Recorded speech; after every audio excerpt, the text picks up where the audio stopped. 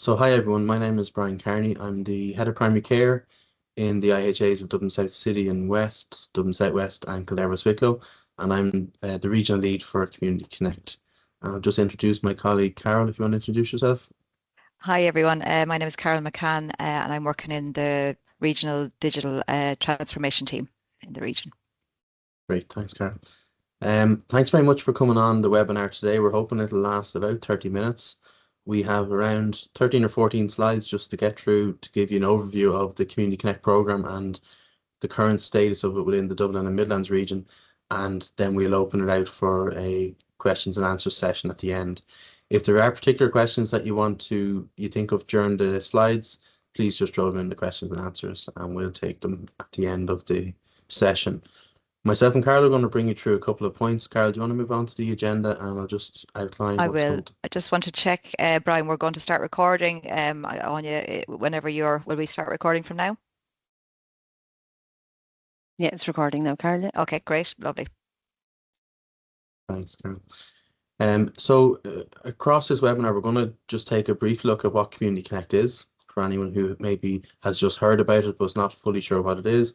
We'll have a look at the scope of services that it is going to cover, and Carol will take us through some of the areas that it won't cover, for example, as well.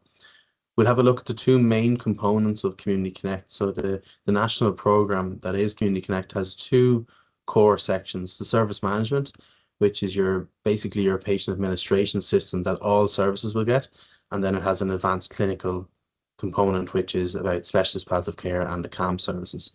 And again, Carol will take us through that. I'll give you a brief overview of the Community Connect governance for the Dublin Midlands region and how that links in with the national governance, and also how the project team is developing, I suppose, over the next number of months. A couple of items on the different phases that we see happening within our region and the timelines associated with those, and then Carol will take us through some key takeaways and start the questions and answers. So if we move on to the next slide, about what Community Connect is. So it is a program under the Digital for Care strategy. And what it is a patient, it's kind of a precursor to the electronic healthcare record. So it's a patient administration system with advanced clinical features for some services to move away from using the level of paper files and individual systems and processes across our community services and bring it all under one umbrella known as Community Connect. So it'll have patient health information, it'll have referrals, appointments, the waiting lists, and all the various different interactions that we have across all our services. So if we have a service user who is in primary care and is also getting services from disabilities, it'll be the one service user that we'll be able to see across all services on one platform. From a program point of view nationally, we just completed this week the discovery stage of the program, and many of you will have been involved in that discovery process of feeding into what the system should look like, the specifications for the system, how the different processes should look. And I suppose it's not just a technology system, so it is a massive change process for the region. And in that there's a lot of support needed around more than just digital literacy and a change of technology, but also in terms of a change of processes and change of operational process within all our services. And as you can imagine, as it's a national system, there's a high level of standardization needed to reduce the variation across the services across the country. And therefore, that's going to require quite a lot of work as we move through this. We're hoping to see the contract signed for the Community Connect program to move into the implementation phase over the next couple of days, but it has got very positive feedback and I would expect that to happen. So there is a 2-year implementation timeframe for the program nationally, and I can bring you through some of the kind of milestones that we see happening within our region further down the presentation. What I would say is that in terms of the services in scope, at a high level, we are talking about primary care, older persons, mental health, disabilities, and palliative care and social inclusion. There is also an element which you'll hear talked about under Community Connect, which is a single point of access, which is an operational change that we're making across the community services for paediatric teams at present, but it does involve the use of Community Connect and the support of Community Connect as a technology moving into the middle of next year. So if we have a look at the next slide in terms of how this fits into the wider Digital for Care strategy and the various components that are happening within the technology and transformation world right now. We have our national EHR, which is going to be a digital record of an electronic healthcare record for our service users across both acute and community. And that is well underway. We're not the first region to be partaking in that, but I suppose the Community Connect system that we are talking about today, as I said, is a precursor and is a supportive piece and a stepping stone towards our full integration into the national EHR. Alongside that process, if you look at the top left, there's the National Shared Care Record. So that's a record that's going to be available across various health services and will draw in data from our GP colleagues, the labs, from the acutes, and from various community services as data is available. And then we have our HSE Health app as well, connecting in the service user in terms of their own health data and being able to navigate the system. And the Community Connect data that and systems that we introduce over the next couple of years will feed into that health app and allow people to have a lot more interaction and communication digitally with the community services. So I'll ask Carol just to come in terms of taking us through what's in scope Yes, and across both components. Thanks, Carol. thanks, Brian. Thank you. So I suppose in essence, really, Community Connect is looking to kind of cover the majority of community services. So in the first two pillars here, we have kind of primary care and social inclusion and palliative care, which we know both kind of broadly come under the primary care heading. So we have a kind of list of the services here under the primary care, and then social inclusion and palliative care. So what's not covered under primary care, I suppose, is audiology, dental, orthodontics, because a lot they have national systems in place or are moving along that way, so they won't be replaced by Community Connect.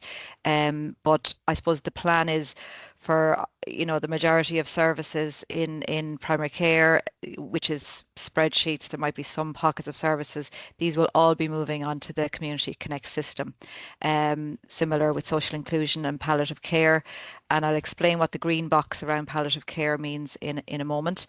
But we can see that these the children's nurse coordinators with life-limiting conditions, social inclusion pieces there as well. So under mental health, the CAM service is also in green, and I'll explain what that means in a moment. But we've the spectrum of mental health services. In terms of disability services, so what we can see for the CDNTs or the Pediatric Disability Network teams, they already have a national system that they've been deploying over the last number of years, but it is planned kind of later on in the deployment of Community Connect to migrate from the CDNT national system into Community Connect, but that's going to be probably the last stage of it, and they're probably going to try to link the systems in a way that's easy for the staff to use in the interim. But that it is planned that will eventually move from that CDNT system onto Community Connect. In terms of older persons, so the ICPOP teams, some of the residential sites, intensive home care packages, respite services. In terms of the home support services, I did ask if they were in scope for this. So there is a piece going on around looking at home support at Fair Deal, a few pieces around rostering, but it is planned that they will be in scope, but again, not probably later on in the timeline of this system. They're kind of procuring a national system around rostering first. So it's a huge brief. The Midwest are going first, and they're going to launch with this next June, and they have named 135 services that are moving on to Community Connect. So, in our Dublin Midlands region, we're bigger than the Midwest, so you can probably add on a few more. So that's a massive change across services, and it's a systems change, and I'm glad we have 18 months to prepare and to get our staff and our data ready. So it is a massive change, and it's going to impact all of us in some way, shape, or form. In relation to the difference between service management, the kind of white box, and the advanced clinical, So service management, as Brian alluded to, is really that tracking of referrals of service users, patients, the wait lists, appointments and scheduling will be done on the system. There will be some documentation and noting of clinical notes. And again, any services that have an inpatient setting will be available in this system. So I think the key thing there is, once a patient is put up and they're identified on the system by the unique number, they're visible across whether all the care groups and all those services that were mentioned. So again, if I'm on the system and I'm attending or I'm in receipt of home help or and physiotherapy in primary care, that will be visible across the kind of care group setting. So it's going to integrate the data and make it visible to a point across care groups, which is really good. So again, wait lists, the spreadsheets will be effectively disappearing, and the manual KPI piece will be disappearing. This will be automated on the system, which will be again much better. And the appointments will be in one system rather than using different scheduling systems separately. So I suppose these are the gains at the bottom. You can read them yourselves. It'll be centralized, and you'll see the patient journey throughout the kind of community services, and details will be complete and consistent, and a lot of the referrals and forms like that will be standardized. So that, again, that work's all kind of going on, and we'll benefit from that when it comes to our turn. In terms of the advanced clinical then, so this is very much like almost a full electronic record in terms of, I suppose, it's a scope. So we're looking at medication management, e-prescribing, medications for CAMS and specialist palliative care, kind of assessments generated from the system, allergies, alerts, diagnosis, all this sort of observations and documentation, blood orders, different order comms, and then the clinical MDT functions and documentation and going with that. So that's all being worked through. Again, we'll allude to specialist palliative care in our area who are leading the way in terms of the sequence and also the work that they're doing. So it's a really big change for those services. And again, a lot of that scoping of how that all works and the standardization of that will be happening primarily in the Midwest, but our palliative care services in the region and across the country are leading out on that as well. So that's a bigger change and a bigger impact for CAMS and specialist care than the other services that we've mentioned. So the single point of access, again, is a kind of a new initiative that we've heard of recently, and it's trying to kind of put that single front door of referrals come into paediatric services so that they're not getting bounced around, they're not getting re-referred back in. And what we know in terms of June of next year is that there will be very basic functionality available to coordinate those referrals on Community Connect system. So we don't envisage that all paediatric staff in CAMS and primary care and disabilities will be using it. It might be more the admins who are kind of triage or accepting referrals. So it's less of an impact than when we thought originally in June, which is good because we need to get this right and make sure the system follows the process. So there will be some functionality. HealthLink referrals will be and referral forms are being standardized at the moment. So again, that's going to impact our services in some way in June, but not as much as we originally thought. So that's kind of going to be a work in progress, but there will be some impact in terms of using that system, particularly probably for the admins across those sites in June. I'm just going to hand back to you now, Brian. Thanks, Carol. Okay, so I suppose if we look at the governance structure, both nationally and regionally, I think it's important for our region to understand what the structures in place are at a national level within the programme, and for you to understand where you might be able to ask the questions, get the information, where your input will be going as we move forward into the implementation stage. There has been significant engagement across the country by the programme nationally over the last 6 to 8 months, and there's been quite a lot of sessions which many of you will have attended in person as well, between in our area, especially in Kilshee and Naas, and in Our Lady's Hospice in Harold's Cross as well. So just to give you an idea of the program governance that's happening nationally, so if you look at that centre of the diagram that's on the screen now, you have the HSC Senior Leadership Team and the Digital for Care Oversight Group. And then underneath that is Community Connect Steering Committee. So that's a national committee that's chaired by Martina Queally as the REO. And I sit on that as the regional rep for Dublin Midlands, and similarly so the other 5 regions are there as well. So that group is about 25 people who are nationally responsible for the programme. And then at a national level underneath the steering committee, there's an operational group that sits that reports into the steering committee that's chaired by Priscilla Crombie, who's the programme lead nationally. And within that, I sit on that group because I chair the service management working group nationally. So you have a regional rep there as well. And that service management group has met a significant number of times since April of this year to get input from people across the system, across all the services who are going to be interacting with the system going forward.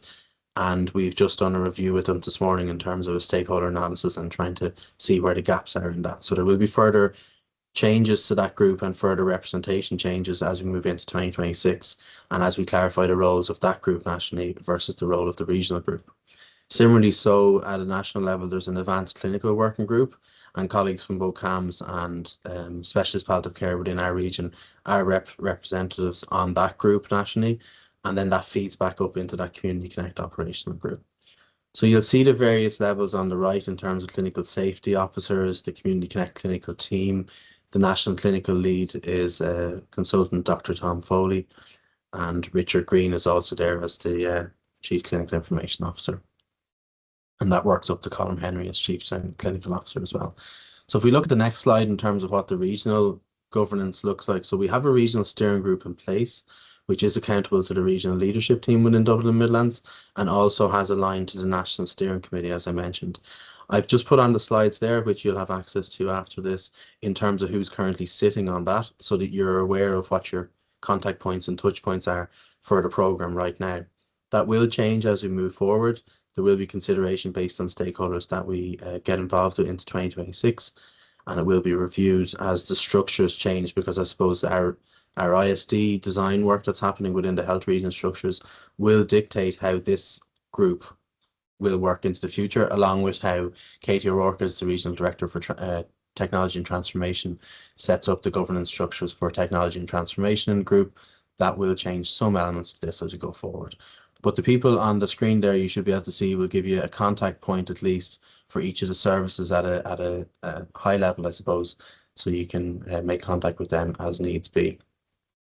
If we move on to the next slide, just to have a look at the programme team. So the team is quite small at the minute, as I said. Carol McCann is our programme lead, and she's introduced herself on the call. There is a grade 7 and a grade 6 coming into the team, and they haven't yet been recruited, but Carol is working through that with the recruitment process. And similarly, so there's a nurse manager and a HSCP rep to come in as well.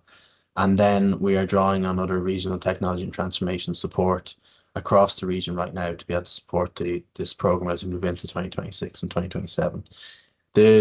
An email address has been set up, so you'll see it on the screen there now, dmlcommunityconnect@hc.ie. So any queries you have about the programme, any thoughts you have after this webinar, feel free to make contact there. From now on, nearly all communications that's happening with Community Connect at a regional level will come from that email as well. So you should have one central point of contact into the future for the programme. Just move on to the next slide. In terms of the programme phasing, and to give you an idea of some of the milestones, as I mentioned at the start of the webinar, we have 3 separate things happening which are all interlinked, but they are separate milestones. The first is that we have a significant player in our region in terms of Our Lady's Hospice and Care Services, who are a specialist palliative care provider, and they are going live in the first phase of this programme nationally in July 2026 with this system. And as Carol has outlined, they're in the advanced clinical, so they have all components. And Mary Flanagan, the CEO of Our Lady's Hospice, is co-chairing our regional group with myself in that regard. Phase 2, as Carol said, the single point of access, that's going live across the country, planned nationally for June 2026 as well. So similar timeline to what Our Ladies will be going live with the full Community Connect program. Community Connect will also be used for the single point of access process in our region and every other region in June 26. For us as a region, Dublin Midlands, we're not expected to see the full rollout of this system until July 2027. So a lot of the work at the first end of next year for us will be in terms of prepping, communicating as we're doing today here, and creating these forums to be able to communicate what's happening and get further engagement, and just be sure that we are making contact with all the services that are relevant. We have a change management process being put in place in terms of how the teams are going to be supported into the next stages. We have to do a training assessment and training analysis in the new year around, not just digital literacy, but, what's going to be needed to support community connectivity go forward. There's a whole scoping out piece to be done in terms of the legacy systems that are there, and making a decision around what systems are going to be stood down as a result of Community Connect. How is there any data that's going to be able to be transferred to Community Connect, or how we're going to input data that's already there, and there's a process to be done there. And then there's a readiness around not just the service and staff readiness, but also the hardware and the ability of the system to be able to support Community Connect technology into the future as well. So there's an assessment to be done there. So again, that work will be kind of ramping up as we get the project team in place in early 2026. And we will be formally starting to engage further as we get into the middle of 26, with a plan then to go live into the middle of 27. So if we move on, Carol, do you want to take this section now? Yeah. So I suppose Brian and I were keen just to get as the information flowing directly to service managers, because it has been slow to move because of the contract, and we expect that to pick up at pace in early 2026 in January. But we were just keen to let people know as much as we did. So I suppose electronic system finally is on the way for community services. We've been promised it for many moons, and it is coming. And there's going to be a significant impact for all of us, as I said. Preparation for us in 2026, although our ladies will be in the thick of it, and will be going live in 2027.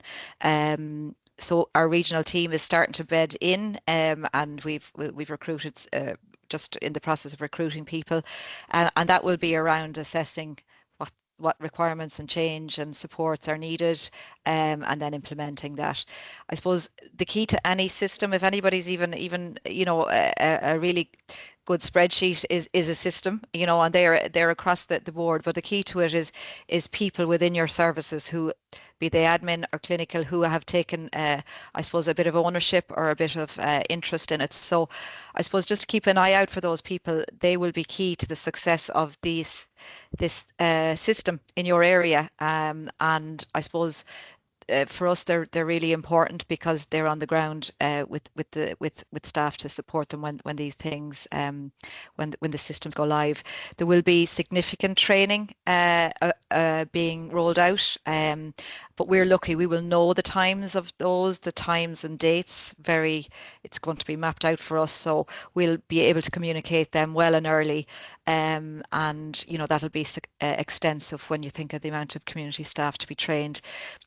There will be trainers deployed locally within our team, but there also will be a train-the-trainer model. So again, I suppose there will be people required for a short-term basis to get trained and supported to assist with the rollout for a kind of, a short, maybe 3-month period. So again, if there are yourselves, or if anybody's interested in being part of that, we will be engaging with you when the time is right around that.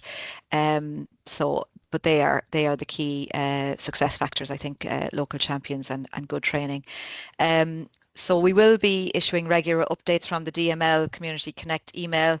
We just wanted to have this webinar so people would understand where it's coming from.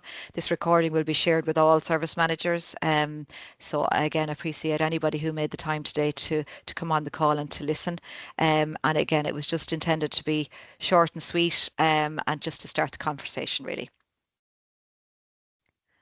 Okay, so thank you for your time. We're going to stop the recording now, and we can open up for Q&A.